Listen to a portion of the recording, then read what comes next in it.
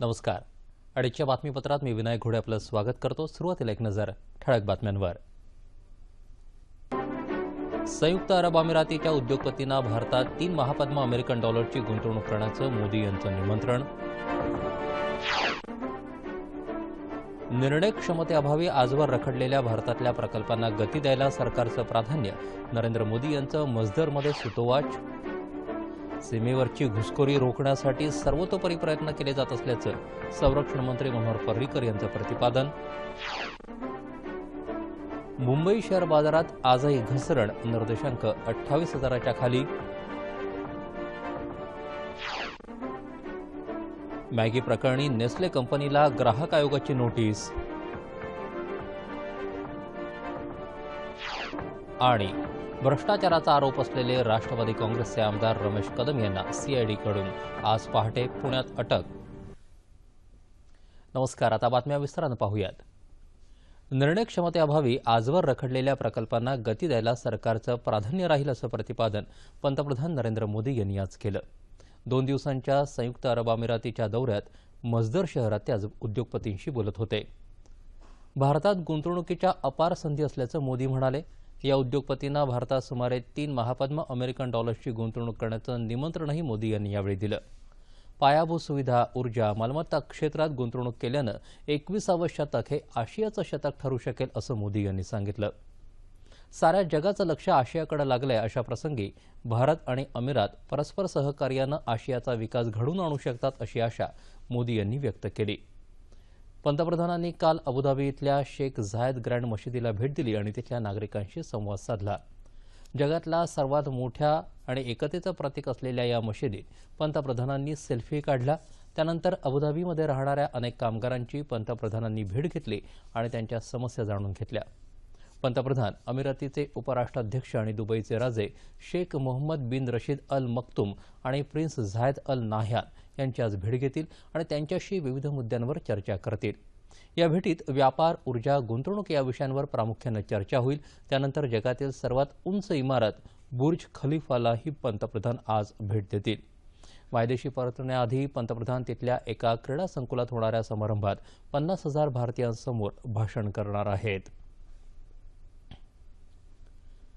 जम्मू काश्मीरमध्ये नियंत्रण रेषेजवळ गेले काही दिवस पाकिस्तानकडून होत असलेल्या शस्त्रसंधी उल्लंघनानंतर भारतानं पाकिस्तानला आपल्या लष्करावर नियंत्रण ठेवण्याच्या तसंच सीमेवरील शांतता आणि स्थिरता कायम ठेवण्यासंदर्भात सूचना केल्या आहेत. पाकिस्तानकडून वारंवार होत असलेल्या युद्धबंदी कराराच्या उल्लंघनानंतर भारतीय परराष्ट्र व्यवहार मंत्रालयानं पाकिस्तानचे भारतातले उच्चायुक्त अब्दुल बसीत यांना समन्स बजावून शस्त्रसंधी उल्लंघनाबद्दल तीव्र निषेध व्यक्त केलाय. या पार्श्वभूमीवर सीमेवर सुरक्षा वाढवण्यासाठी तसंच घुसखोरी रोखण्यासाठी प्रयत्न केले जात असल्याचं संरक्षण मंत्री मनोहर पर्रिकर यांनी सांगितलं. जम्मू काश्मीरच्या पूंछ जिल्ह्यातल्या नियंत्रण रेषेजवळ पाकिस्तानी सैनिकांकडून होत असलेल्या गोळीबारात 6 नागरिकांचा मृत्यू झाला तर 9 जण गंभीर जखमी झाले आहेत. दरम्यान जोपर्यंत सीमेपलीकडून होणारा दहशतवाद थांबवत नाही तोपर्यंत पाकिस्तानशी क्रिकेट सामने न खेळण्याचा निर्णय भारतीय क्रिकेट नियामक मंडळानं घेतला आहे. श्रीलंकेत आज संसदीय निवडणूक होत असून आतापर्यंत शांततेत मतदान झाल्याचं वृत्त आहे. माजी राष्ट्रपती महिंदा राजपक्षे यांच्या युनायटेड पीपल्स फ्रीडम अलायन्स आणि पंतप्रधान रानिल विक्रमसिंघे यांच्या युनायटेड नॅशनल फ्रंट या पक्षांमध्ये मुख्य लढत होत आहे. आज संध्याकाळी 4 वाजता मतदान संपल्यानंतर लगेचच मतमोजणीला सुरुवात होणार असून रात्रीपर्यंत पहिला निकाल येऊ शकेल. गेल्या जानेवारी झालेल्या मतदानाच्या वेळी राजपक्षे यांना राष्ट्रपतीपद गमवावं लागलं होतं. तत्कालीन आरोग्यमंत्री मैत्रीपाला सिरिसेना यांनी त्यांचा त्यावेळी पराभव केला होता.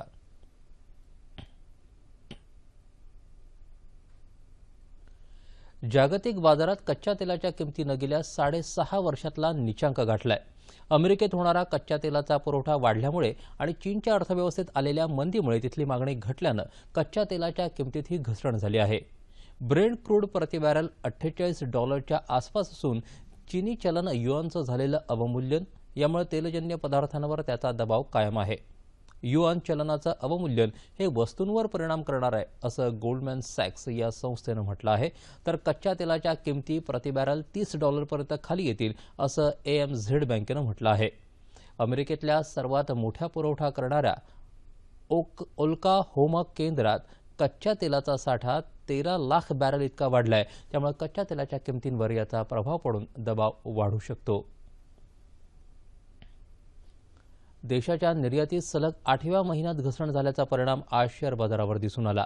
आज बाजार उघडताच मुंबई शेअर बाजाराच्या निर्देशांकात 328 अंकांची घसरण होऊन तो 28,000च्या खाली आला आणि 27,739 अंकांवरती पोहोचला. त्यापूर्वी गेल्या 2 सत्रात 550 अंकांनी तो वधारला होता. नफेखोरीमुळे निर्देशांकात घट झाली. बांधकाम, भांडवली वस्तू, आरोग्य या क्षेत्रातल्या समभागांची जोरदार विक्री झाली. राष्ट्रीय शेअर बाजाराच्या निफ्टीतही 90 अंकांची घट होऊन तो 8,428 अंकांवर पोहोचला. काही वेळापूर्वी मुंबई शेअर बाजाराचा निर्देशांकानं 167 अंकांची घसरण नोंदवली. मुंबई उच्च न्यायालयानं मॅगी नूडल्सवरची बंदी उठवली असली तरी नेस्ले कंपनीकडून 640 कोटी रुपयांची नुकसान भरपाई मागणारी याचिका मागे घेतली जाणार नाही, असं केंद्रीय अन्न आणि ग्राहक व्यवहार मंत्री रामविलास पासवान यांनी स्पष्ट केलं. या प्रकरणी ग्राहक आयोगानं नेस्लेला नोटीस जारी केली आहे. निर्धारित प्रमाणापेक्षा जास्त शिस्त असल्याचं कारण देत अन्न सुरक्षा आणि मानक प्राधिकरणानं नेस्ले कंपनीच्या 9 प्रकारच्या मॅगी नूडल्सवर बंदी घातली होती. या बंदीविरोधात नेस्लेनं उच्च न्यायालयात दाद मागितली असता गेल्या गुरुवारी ही बंदी उठवण्याचा निर्णय न्यायालयानं दिला होता. दिशाभूल करणाऱ्या जाहिराती करणं तसंच अवाजवी पद्धतीनं व्यापार करणं अशा आरोपाखाली सरकारनं नेस्लेवर याचिका दाखल केली असून सुमारे 640 कोटी रुपयांची नुकसान भरपाई मागितली आहे. गोसीखुर्द राष्ट्रीय प्रकल्पातल्या 34 गावांचं पुनर्वसन अद्ययावत आणि नियोजित पद्धतीनं केलं जाईल आणि या 34 ग्रामपंचायतींच्या देखरेखीखाली येणाऱ्या खर्चाच्या 10% निधी राज्य सरकार देईल अशी घोषणा मुख्यमंत्री देवेंद्र फडणवीस यांनी भंडाऱ्यात केली. गोसीखुर्द प्रकल्पाला भेट दिल्यानंतर संबंधित अधिकारी आणि लोकप्रतिनिधी यांच्याबरोबरच्या आढावा बैठकीनंतर ते पत्रकारांशी बोलत होते. गोसीखुर्द प्रकल्प सिंचनक्षम होण्यासाठी सध्या 700 कोटी रुपये उपलब्ध करून दिले असून यापुढेही आवश्यक तो निधी दिला जाईल असं सांगून मुख्यमंत्री म्हणाले की बावनथडी प्रकल्पासाठी आणखी 120 कोटी रुपये निधी देण्यात येईल.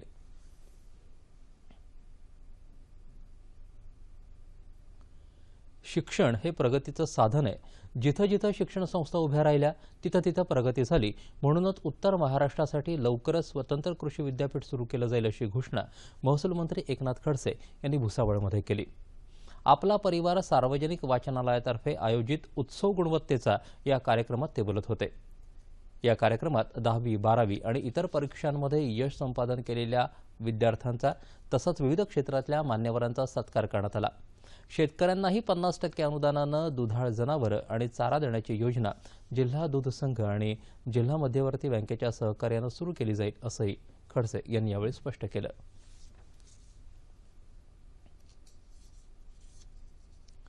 वनधन जनधन योजनेच्या विक्री केंद्राची साखळी राज्यभर निर्माण केली जाईल अशी घोषणा वनमंत्री सुधीर मुनगंटीवार यांनी केली. नागपुरात विक्री केंद्राचं उद्घाटन करताना ते बोलत होते. यावेळी दुकान प्रकल्पाचं उद्घाटन ऊर्जामंत्री चंद्रशेखर बावनकुळे यांनी केलं. वनांवर प्रेम करणारे नागरिक आणि शालेय विद्यार्थी यांच्या सहभागातून राज्यात ग्रीन आर्मी बनवण्याचा निर्णय राज्य सरकारनं घेतला असून या मोहिमेत जवळपास 10 लाख विद्यार्थी सहभागी होणार आहेत. वनधन जनधन योजनेअंतर्गत गावागावात समित्या स्थापन करून त्यांच्यामार्फत वनोपज निर्यात करण्याचा वनविभागाचा विचार असल्याचं ते म्हणाले. जीवनावश्यक वस्तू लोकांनी वनधन जनधन विक्री केंद्रातून विकत घेण्याची सवय लावावी असं आवाहनही मुनगंटीवार यांनी यावेळी केलं.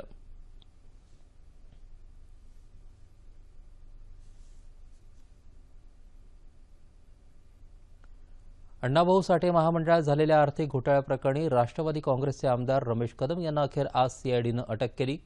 गेल्या काही दिवसांपासून फरार असलेल्या कदम यांना पुण्यातल्या ग्रँड हयात हॉटेलमधून ताब्यात घेण्यात आलं.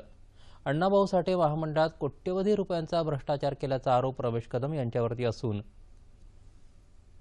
गेल्या महिनाभरापासून ते फरार होते. मराठवाड्यातला भीषण दुष्काळ लक्षात घेऊन उस्मानाबाद, बीड आणि लातूर जिल्ह्यात मध्य प्रदेश आणि कर्नाटक या राज्यातून तातडीनं चारा उपलब्ध करून देण्यासाठीची प्रक्रिया सुरू झाल्याचं पाणीपुरवठा आणि स्वच्छता मंत्री बबनराव लोणीकर यांनी म्हटलं आहे.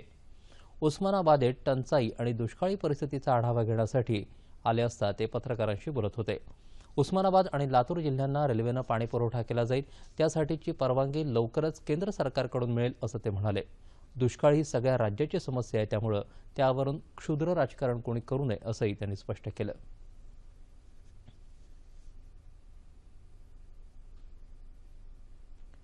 ठाणे जिल्ह्यातल्या भिवंडी इथल्या यंत्रमागधारकांनी आपल्या विविध मागण्यांसाठी रविवारपासून बंद पुकारलाय. मात्र या बंदला संमिश्र प्रतिसाद मिळाला आहे. सरकारची प्रतिकूल धोरणं, वीज कपातीच्या समस्या तसंच कापडाला मिळत असलेला कमी दर आदी समस्यांमुळे भिवंडीतला यंत्रमाग व्यवसाय अडचणीत आल्याचं यंत्रमागधारकांचं म्हणणं आहे.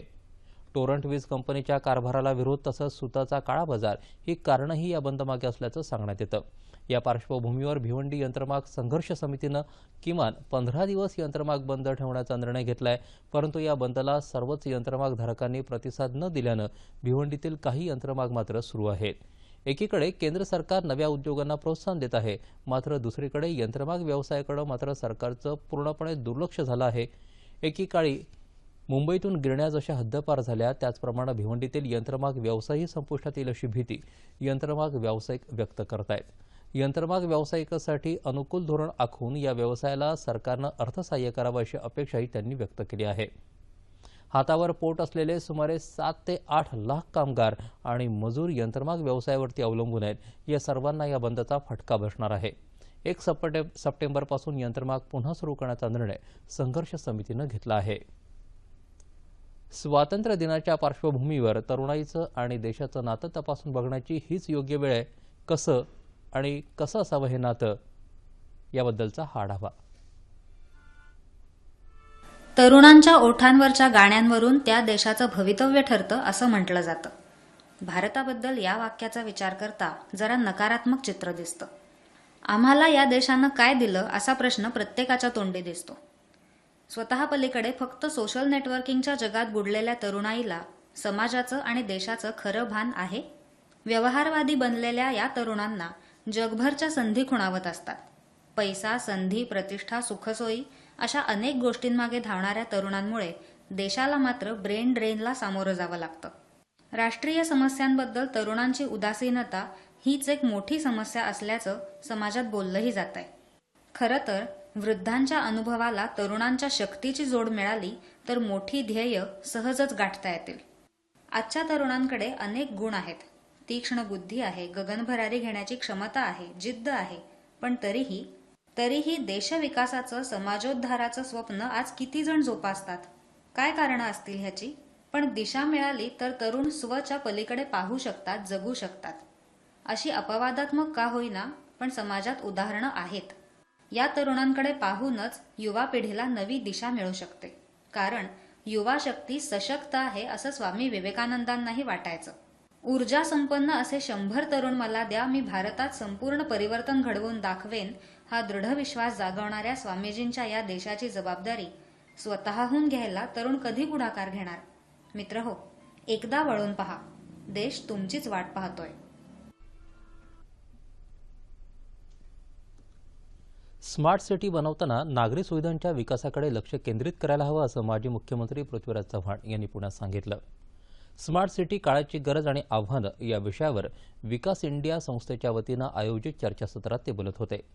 केंद्र सरकारकडून येणारा निधी हा पुणे आणि पिंपरी चिंचवडसाठी निम्मा असल्यामुळे पुण्याचा निधी विभागला जात असल्याचं सांगत पुणे शहरातही मेट्रो सुरू केली पाहिजे असं त्यांनी सांगितलं. महाराष्ट्रातल्या नागरी भागाचे प्रश्न अतिशय गंभीर होत चाललेले आहेत. कारण यातली बरीच माणसं ग्रामीण भागातून इथं आलेली आहेत. कारण ग्रामीण भागामध्ये रोजगार मिळत नाही, दुष्काळ पडतोय, म्हणूनच खूप मोठ्या प्रमाणात स्थलांतर व्हायला लागलेलं आहे. म्हणून या वाढत्या लोकसंख्येच्या गरजा लक्षात घेऊन आपल्याला या समस्येकडे पाहावं लागणार आहे. यावेळी आमदार मेधा कुलकर्णी, टाइम्स ऑफ इंडियाचे माजी संपादक दिलीप पाडगावकर, अभिनेता गिरीश कुलकर्णी, अजित अभ्यंकर आणि प्रकाश देशमुख आदी मान्यवर उपस्थित होते.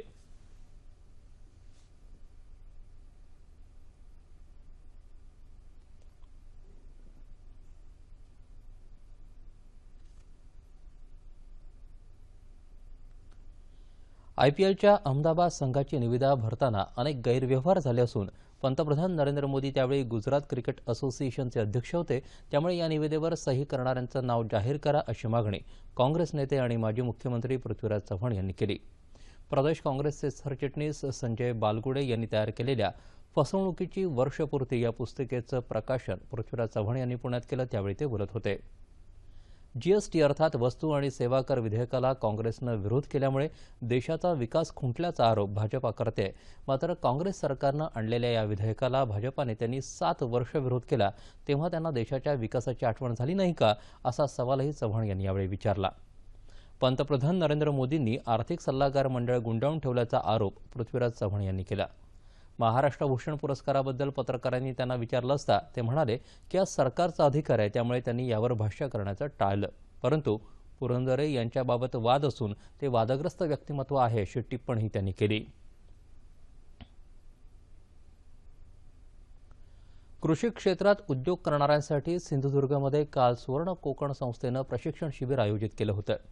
आधुनिक शेती, फलोत्पादन, वनौषधी, मत्स्योद्योग आणि फळ प्रक्रिया या पंचसूत्रीच्या आधारे उद्योग कसा करावा याबाबत संबंधित क्षेत्रातले यशस्वी उद्योजक आणि तज्ज्ञांनी यावेळी मार्गदर्शन केलं.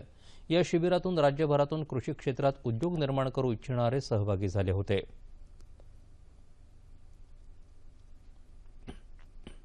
दोन गुंठे जागेमध्ये तुम्ही लाखो रुपये कसे मत्स्यशेती निर्माण करू शकाल, उभे करू शकाल, कशा पद्धती तुम्ही फल प्रक्रिया किंवा फलोत्पादनमधून अर्थार्जन करू शकाल, किंवा पशु गोसंवर्धन किंवा शेळी पालनामधून कसे तुम्ही अर्थार्जन करू शकाल, ह्या सगळ्या गोष्टीची नुसती माहिती नाही तर ज्यांनी हे यशस्वीपणे केलंय अशा सर्व तज्ज्ञांना आम्ही ते बोलवलेलं होतं.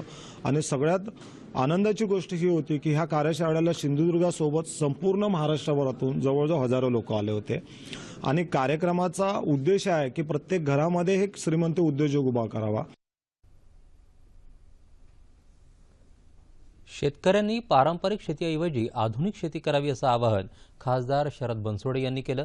सोलापूरच्या कृषी विज्ञान केंद्रानं अक्कलकोट तालुक्यातल्या पानमंगळूर इथं आयोजित केलेल्या शेतकरी मेळाव्याचं उद्घाटन करताना ते बोलत होते. भरपूर पाण्याची गरज असणारी ऊस शेती न करता शेडनेटच्या माध्यमातून पिकं घ्या, अशी सूचना त्यांनी केली. जिल्हा प्रशासनानं त्यासाठी निधीची तरतूद केली असल्याचंही ते म्हणाले.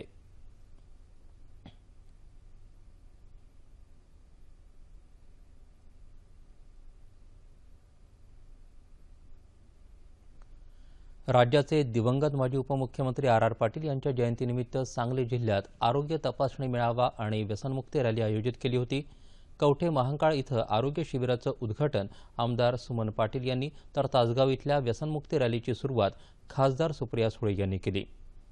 आरोग्य शिबिरात सुमारे 7,000 रुग्णांची तपासणी आणि त्यांच्यावर उपचार झाल्याची माहिती जिल्हा परिषद अध्यक्ष रेश्माक्का होर्तीकर यांनी दिली.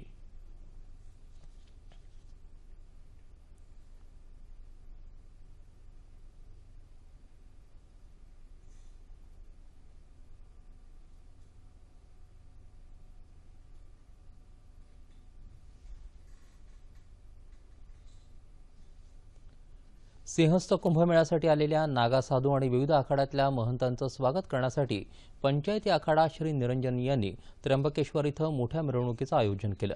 या मिरवणुकीत कुंभमेळ्यासाठी आलेल्या अनेक साधूंनी आपली पारंपरिक शस्त्र हाती घेऊन प्रथम सहभाग घेतला. तसंच अनेक ढोल पथकं, बँड आणि इतर वाद्यवृंदांसह जवळपासच्या गावातले नागरिकही मोठ्या संख्येनं मिरवणुकीत सहभागी झाले होते.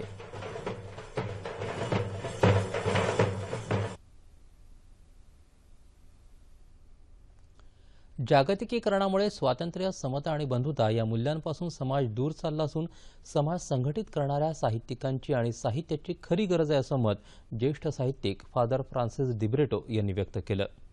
11व्या राज्यस्तरीय सर्वोदय मराठी साहित्य संमेलनाचं उद्घाटन जळगाव इथं दिब्रिटो यांनी केलं. त्यावेळी ते बोलत होते. जागतिकीकरणाच्या प्रक्रियेत आर्थिक तुटीबरोबरच मूल्यांचीही तूट वाढते. ही तूट भरून काढण्यासाठी समाजमूल्य विकसित करण्याच्या आवश्यकतेवर त्यांनी भर दिला. माणसातला आत्मविश्वास जागृत करणं हा साहित्याचा मुख्य उद्देश असायला हवा असं मत साहित्यिक माया धुप्पड यांनी यावेळी व्यक्त केलं. नवोदी साहित्यिकांनी लिहिलेल्या कथापुस्तिकेचं प्रकाशन मान्यवरांनी यावेळी केलं.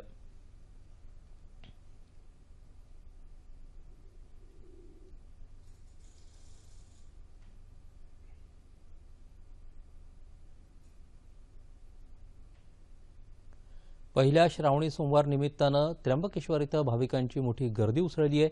विशेष करून परराज्यातून आलेल्या भाविकांची संख्या मोठी आहे. कोणताही अनुचित प्रकार घडू नये यासाठी अतिरिक्त पोलीस बंदोबस्त तैनात आहे. नाशिकमधल्या शिवमंदिरातही आज भाविकांनी गर्दी केली. सिंहस्थ कुंभ पर्वानिमित्त नाशिकमध्ये दाखल झालेल्या भाविकांसह अनेक शिवभक्तांनी नाशिकमधल्या कपालेश्वर मंदिरात शिवलिंगाचं दर्शन घेतलं. सोलापूरचं ग्रामदैवत असलेल्या सिद्धेश्वर महाराज यांच्या मंदिरात आज श्रावणी सोमवार निमित्त विविध धार्मिक कार्यक्रमांचं आयोजन करण्यात आलं आहे. सोलापूर जिल्ह्याचे पालकमंत्री विजयकुमार देशमुख यांच्या हस्ते आज मुख्य आरती होऊन दर्शनासाठी मंदिर खुलं करण्यात आलं.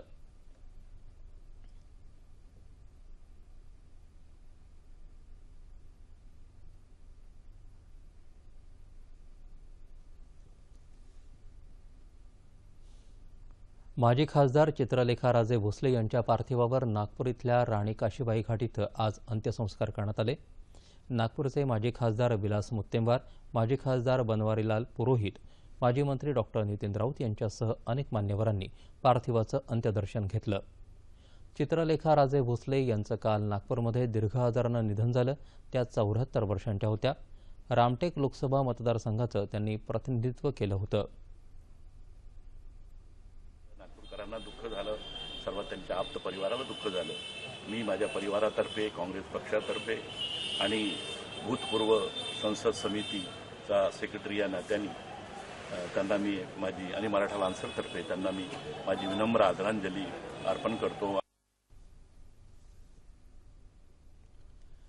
अमेरिकेच्या स्टेटस इथं झालेल्या USA पिजिडा गोल्फ स्पर्धेत भारताच्या 28 वर्षीय अनिर्बन लाहिरीनं 5वं स्थान पटकावलंय. इथपर्यंत पोहोचणारा तो पहिलाच भारतीय खेळाडू आहे. लाहिरीसह अमेरिकेच्या ब्रुक्स कोएप्का याला 5व्या स्थानावरती समाधान मानावं लागलं, तर ऑस्ट्रेलियाचा जेसन डे यानं या स्पर्धेचं अजिंक्यपद पटकावलं आहे. फेब्रुवारी महिन्यात झालेल्या मलेशियन ओपन ही पहिली स्पर्धा जिंकून लाहिरीनं आपल्या गोल्फ खेळामधला प्रवास सुरू केला. आता जागतिक क्रमवारीत त्यानं 53वं स्थान पटकावलं आहे. पाहुयात हवामानाची स्थिती कशी असणार आहे ते.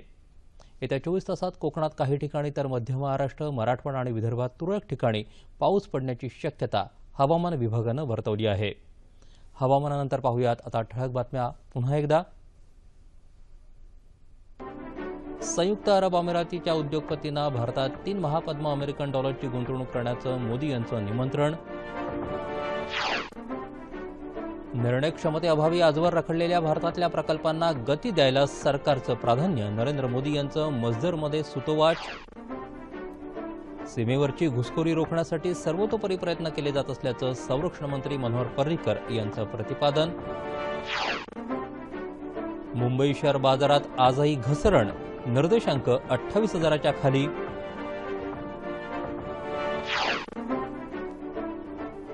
मॅगी प्रकरणी नेस्ले कंपनीला ग्राहक आयोगाची नोटीस. आणि भ्रष्टाचाराचा आरोप असलेले राष्ट्रवादी काँग्रेसचे आमदार रमेश कदम यांना CID कडून आज पहाटे पुण्यात अटक. याबरोबरच हे बातमीपत्र संपलं. पुन्हा भेटूया संध्याकाळी 5 वाजता आपल्या सह्याद्री वाहिनीवर. नमस्कार.